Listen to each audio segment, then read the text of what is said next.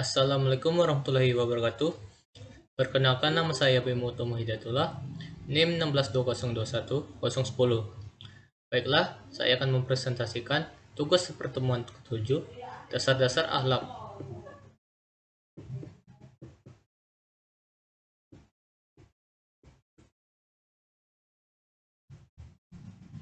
Pengertian akhlak. Akhlak merupakan sebuah kajian yang penting untuk dilakukan. Hal ini disebabkan akhlak yang baik kemudian akan berperan sebagai sistem perilaku yang akan menciptakan harmonisasi dalam kehidupan manusia. Jika kita renungkan, diutusnya Nabi Muhammad SAW merupakan sebuah misi besar untuk manusia, yakni untuk menyempurnakan akhlak. Akan tetapi, sebelum jauh membahas kajian-kajian ini mengenai akhlak, penting kiranya bagi kita untuk mengetahui pengertian, tujuan, dan dasar-dasar akhlak terlebih dahulu untuk dijadikan sebagai sebuah gambaran dasar pengkajian inti dari akhlak. Secara terminologi, ada beberapa definisi yang dikemukakan oleh pakar dengan redaksi. Yang pertama yaitu Ibnu Miskawai. Keadaan jiwa seseorang yang mendorongnya untuk melakukan perbuatan-perbuatan tanpa melalui pertimbangan perkiraan terlebih dahulu. Yang kedua yaitu Imam Ghazali. Akhlak adalah sesuatu yang tertanam dalam jiwa yang daripadanya timbul perbuatan-perbuatan dengan mudah dengan tidak memerlukan pertimbangan pikiran terlebih dahulu. Yang ketiga yaitu Profesor Dr. Ahmad Amin. Akhlak merupakan kehendak yang dibiasakan, yang artinya kehendak itu ketika membiasakan sesuatu kebiasaan tersebut dinamakan akhlak.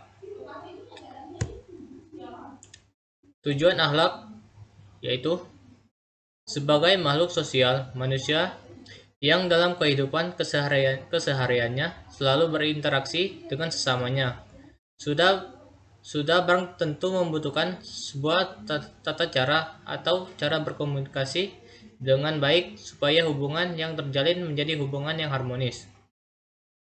Tujuan inti dari akhlak adalah untuk membentuk kehidupan yang harmonis antar sesama manusia.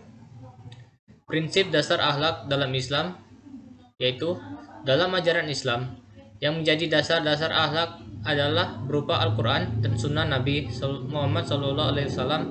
Baik dan buruk dalam akhlak Islam ukurannya adalah baik dan buruk menurut kedua sumber itu, bukan baik dan buruk menurut ukuran manusia. Sebab jika ukurannya adalah manusia, maka baik dan buruk itu bisa berbeda. Selain itu, standar lain yang dapat dijadikan untuk menentukan baik dan buruk adalah akal dan nurani manusia serta pandangan umum masyarakat. B. Pengertian moral. Moral berasal dari bahasa Latin, yaitu mores, yang berarti adat kebiasaan. Kata mores ini mempunyai padanan kata dengan mos, moris, manner, mores, atau manners. Moral dalam Kamus Besar Bahasa Indonesia pada tahun 1998, kata moral berarti akhlak atau kesusilaan yang mengandung makna tata tertib batin atau tata tertib hati nurani yang menjadi pembimbing tingkah laku batin dalam hidup. Moral adalah suatu ajaran, wejangan-wejangan, patokan-patokan, kumpulan peraturan baik lisan maupun tertulis tentang bagaimana manusia harus hidup bertindak agar menjadi manusia yang baik. C. Pengertian etika. Secara etimologi, kata etika berasal dari bahasa Yunani yaitu ethos dan etikos. Ethos berarti sifat, watak, kebiasaan, dan tempat yang biasa. Sementara etikos berarti susila, keadaban, kelakuan, dan perbuatan yang baik. Dalam bahasa Arab, kata etika dikenal dengan istilah akhlak, artinya budi pekerti. Sedangkan dalam bahasa Indonesia disebut tata asusila. Perbedaan akhlak, moral, dan etika.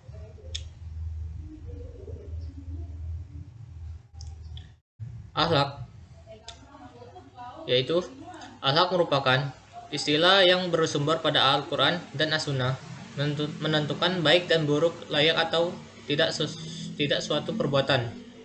Akhlak adalah sikap atau perilaku baik dan buruk yang dilakukan secara berulang-ulang dan diperankan oleh seseorang tanpa disengaja atau melakukan pertimbangan terlebih dahulu. Moral. Moral adalah suatu hal yang berkenaan dengan baik dan buruk dengan ukuran budaya dan tradisi yang dimiliki seseorang atau sekelompok orang.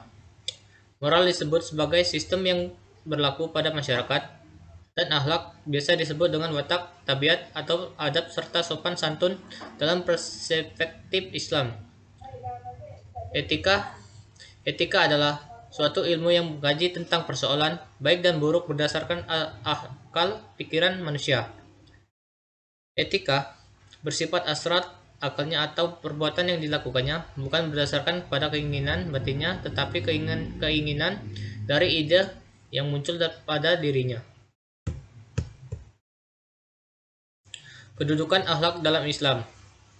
Banyak keutamaan dan pahala besar yang diberikan Allah pada orang yang berakhlak mulia.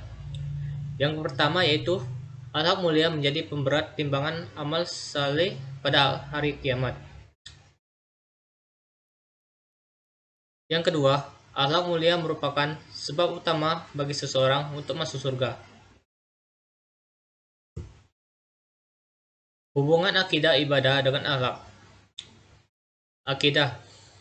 Akidah merupakan suatu keyakinan hidup yang dimiliki oleh manusia. Keyakinan hidup ini diperlukan manusia sebagai pedoman hidup yang mengarahkan tujuan hidupnya sebagai makhluk alam. Pengertian ibadah. Ibadah secara bahasa etimologi berarti merendahkan diri serta tunduk, sedangkan menurut syara atau terminologi, ibadah mempunyai banyak definisi, tetapi makna dan maksudnya satu, yaitu ibadah adalah taat kepada Allah dengan melaksanakan perintahnya melalui lisan para rasulnya. Ibadah adalah merendahkan diri kepada Allah Azza wa Jalla, yaitu tingkatan tunduk yang paling tinggi disertai dengan rasa mahabbah atau kecintaan yang paling tinggi. Ibadah adalah sebutan yang mencakup seluruh apa yang dicintai dan diridai Allah Azza wa Jalla, baik berupa ucapan atau perbuatan yang zahir maupun yang batin. Perbedaannya yaitu akidah, kepercayaan kita atau keyakinan kita atau keimanan ilmunya disebut ilmu tauhid.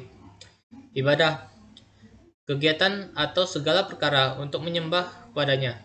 Akhlak, sikap dan kelakuan kita sehari-hari seperti hablum minnanas atau hubungan dengan manusia. Baiklah, sekian dari saya ucapkan terima kasih. Jika ada salah kata, kepada Allah saya mohon ampun. Saya akhiri, wassalamualaikum warahmatullahi wabarakatuh.